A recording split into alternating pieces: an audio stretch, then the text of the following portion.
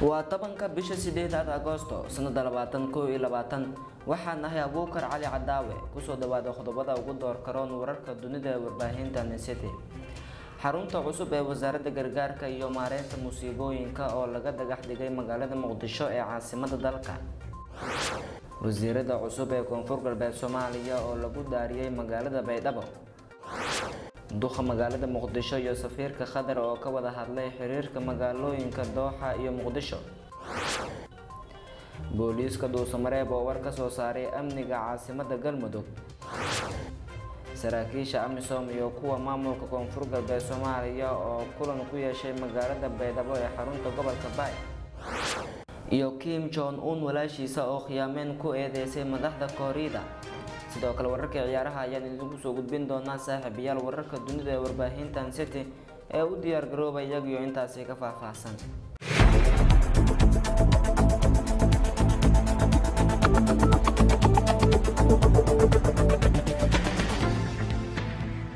marka la habeen wanaagsan saaxiibayaal waxaynu ku bilaabaynaa sida hordhaca wararka dunida ee warbaahinta City aad ku daawanaysiinba.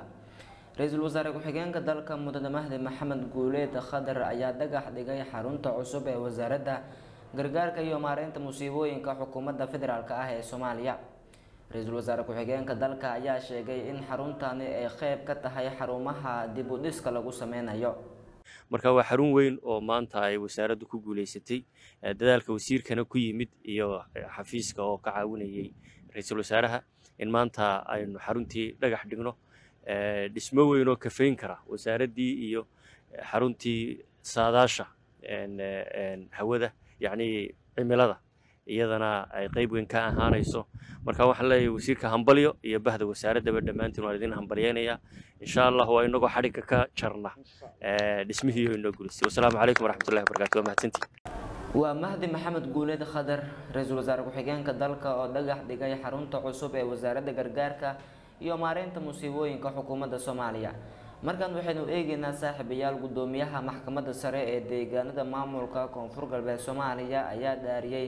laba wasiiro cusub oo uu dhawaan magacaabay madaxweynaha dowlad goboleedkaasi Koonfur Galbeed Soomaaliya Cabdicasiis Xasan Maxamed Laftagareen. waxaa ka qayb galay dhaarinta wasiiradaasi qaar ka mid ah wasiirada maamulkaasi iyo sidoo kale gudoomiyaha baarlamaanka maamulka Koonfur Galbeed Soomaaliya iyo mas'uuliyiin kale.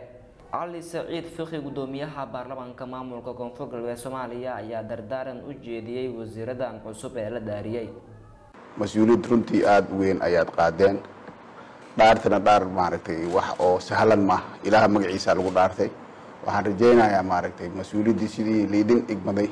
iyo dhaarta aad dhaarteen sideedana u fulisaan. marka waxaan leeyahay fadlan deegaanka Koonfur Galbeed danta guud ee qaranka ayaan rajaynaynaa inaad ka shaqeysaan. waxaan idinku hambalyeynayaa xulista uu madaxweynaha idinkaga soo xoray intaasoo shakhsiyaad oo meeshaas jooga. taa iyada nafteedu waxay ii tahay maaragtay inuu madaxweynihii dareemay inaad tihiin laba shakhsi oo mas-uul qaadi kara oo hooshii loo igmadana fulin kara. waxaan leeyahay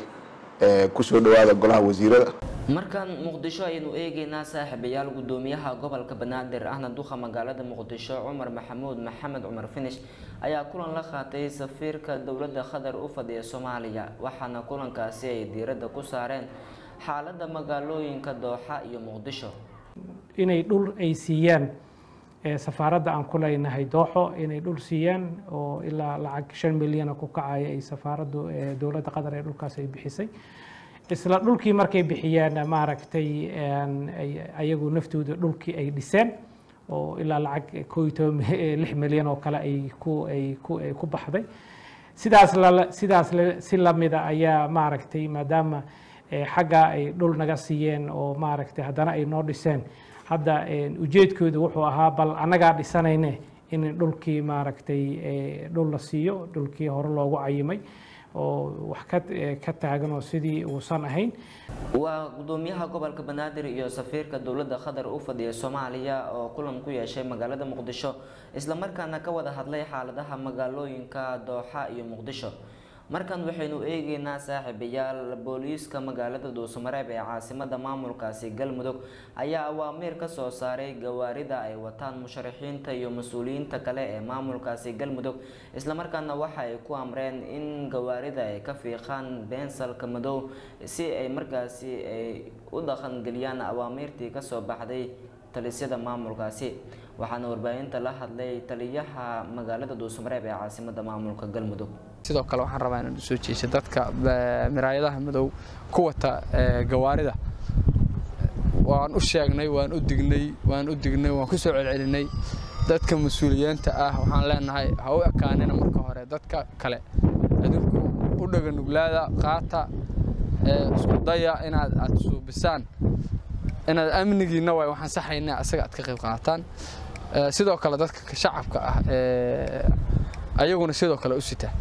waxaan leenahay qaata isku dayda dadka qaatay hore u qaatay amarka u dhaga fudaada ku dayda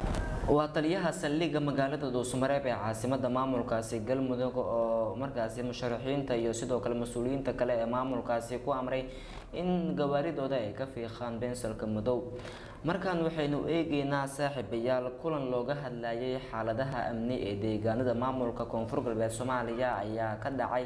magaalada Baydhabo ee xarunta gobolka Baay waxaana ka qayb galay qaybaha kala duwan ee saraakiisha maamulkaasi sida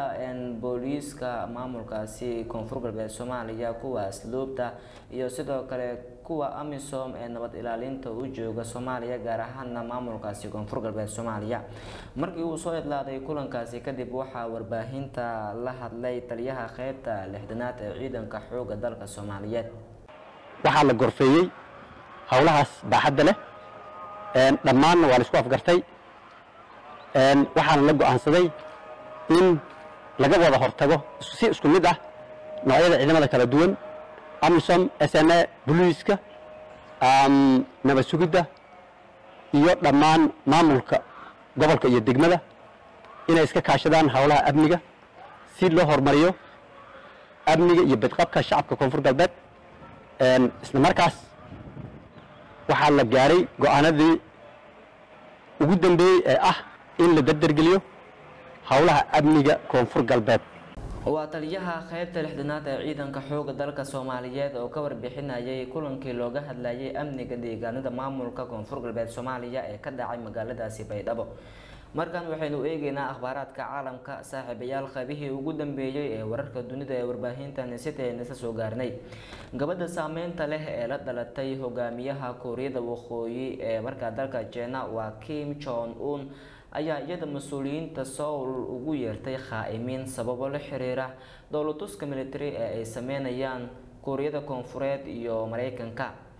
ciyaaraha saaxiibtinimadana haddii aynu eegno waxaa wada ciyaaray Liverpool iyo Asasuno ciyaartaasi waxa ay ku soo idlaatay 3-1 oo ay ku badisay Liverpool